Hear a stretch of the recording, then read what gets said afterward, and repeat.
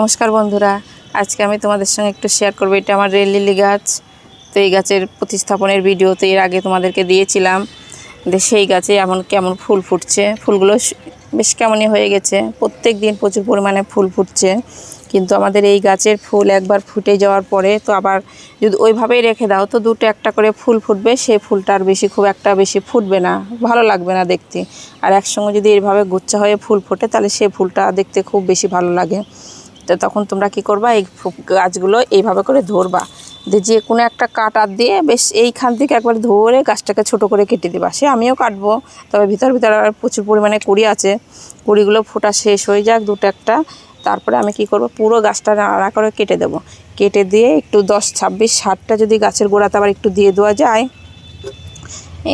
এই টবটাতে আমরা পুরো 1 চামচা মতন তোমরা দিয়ে দিবা। 10, 26, 60 সার দেওয়ার পরে আর জল দিতে হবে না। সারটা দেওয়ার পরে তখন কি করতে হবে, আবার প্রচুর পরিমাণে আবার ফুল ফুটবে। তো ভিডিওটা শেয়ার করলাম, তোমাদের গাছ থাকলে এরকম করতে পারো পরিচর্যা।